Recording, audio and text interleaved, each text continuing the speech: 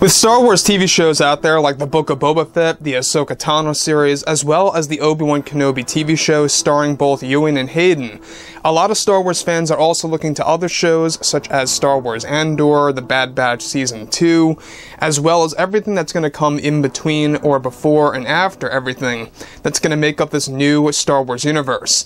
This is Mike Zero. Make sure to subscribe if you're new to the channel for future Star Wars updates. Also, by the way, guys, I am on Twitter at Mike01 if you guys want to go ahead and give me a follow on there. I do post a couple of entertaining things from time to time and interact with you guys further. So we're now in a very interesting position for Star Wars because not only are we getting very close to the Boba Fett show on December 29th, that's going to be a big deal because of how it's going to connect to The Mandalorian Season 3, but also, once the Boba Fett show is over in early 2022, that's when the big marketing run is going to begin for the Obi-Wan Kenobi series in preparation for releasing it, of course, in May of 2022. So, everything related to Disney Star Wars, we already know that everything related to, Jon Favreau, Dave Filoni, George Lucas, and how they're all working together as a team to really bring Star Wars back to its roots and to really take advantage of all of the Star Wars Legends material that they will be using in the future for either eras that take place after Return of the Jedi or even moments that actually are going to exist after Episode 9. So that brings us to that very given moment. There are a lot of different points of time that are being developed by Lucasfilm. We have, of course, the Old Republic, the High Republic, the post-Episode 9 era, the Mandoverse, the bridge between Episode 3 and 4, such as the Kenobi TV series. A lot of different points in time are being focused on.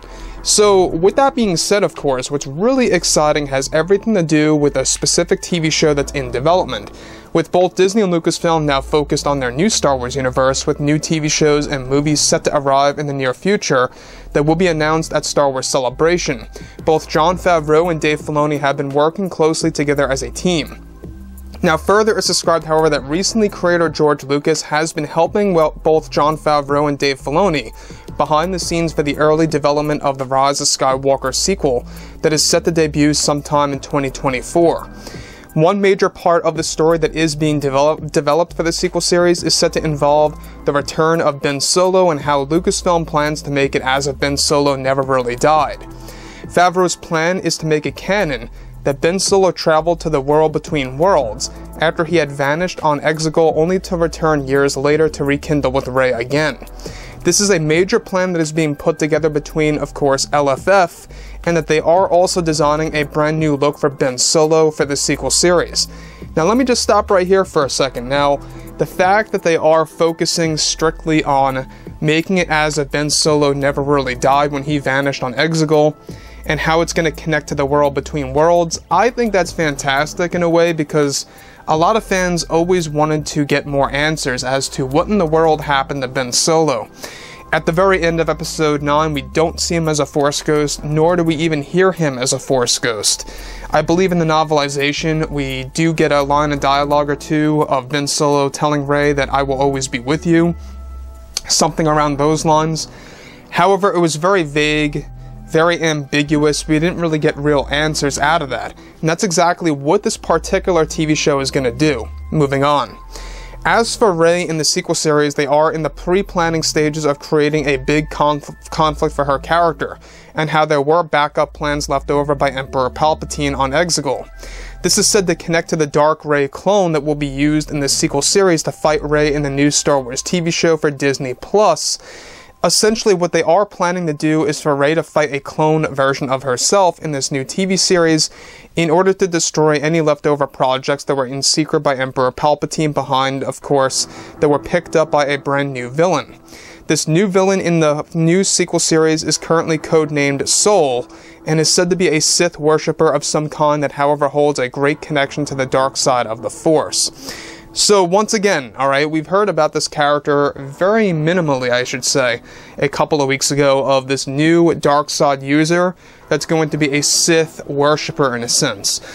We're not quite sure about the origin of the character, where he comes from, exactly what his place in the Star Wars world is going to be, but he is going to be a Sith worshipper and is currently codenamed simply Soul, and that could very well have something to do with what we're going to explain a little bit later about Palpatine. So, moving on from that, the clone version of Rey that is being designed by Favreau and others is said to be mainly based on how she appears in Episode 9, however with a brand new outfit that will be used. With the return of Ben Solo as the major focus, Lucasfilm is pre-planning, of course, to showcase a romance between the two that they never got to see in the final film of the saga in greater depth. This is something that LFF, of course, as a lot of fans have wanted to see, wants to truly take advantage of and bring to life for this new animated series that will be done in lifelike fashion.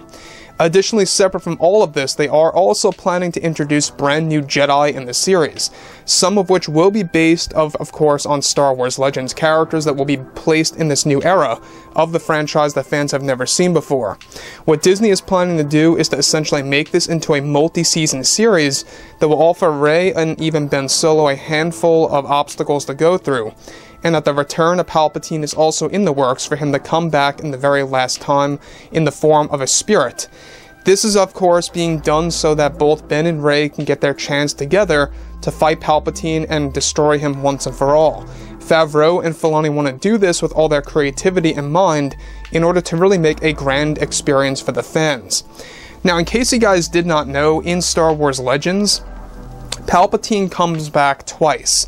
Apart from when he died in the original trilogy, in Legends he comes back 2 times in the Dark Empire comic line. I do suggest that you guys go ahead and read up on that because it is a very interesting set of books, or of course comics I should say, and when you look at it in that light, we already know that everything that's been done in Star Wars Legends is either going to be transferred over into the Disney canon and or going to be used as inspiration for new, different eras that we have yet to have seen by, of course, Jon, George, and Dave, that will be pretty much the key for them to create new and original material. Now, about Ben Solo never really dying in a sense, this is something that I think some fans out there may think is being a little overdone. We've seen this happen time and time again with specific characters in Star Wars, right? Darth Maul never really died. Palpatine never really died, Boba Fett never died. I mean, the list goes on and on. And yes, it does work for some characters, but I feel that when you stretch things a little bit too far, some fans might be able to scratch their heads and think to themselves, what is the meaning of death at this point in Star Wars? Well, so far, characters like Qui-Gon, Luke, Leia, they all really actually died. And that's gonna create that balance in a sense, right? It seems as though a lot of the villains, for the most part, are the ones that come back to life or are unveiled that they never really died. You know, Lucasfilm was already pre-planning amazing things for Mace Windu that we're going to be getting into a little bit later. But overall, let me know what you think about this particular Star Wars project that will be unveiled and announced at Star Wars Celebration next year, and how they're planning to drop this at 2024 on Disney+. Again, it's going to be animated, but in lifelike fashion. Think almost like a video game cutscene. Very similar to the Star Wars Eclipse type of animation material. That's what they're aiming to do with this sequel series. So overall, guys, drop a comment below. Let me know about all this in the comments, and if you guys did enjoy the content for today, do make sure to drop a thumbs up on this video to support the channel. I thank you all so very much for the kind support, and I'll catch you guys next time.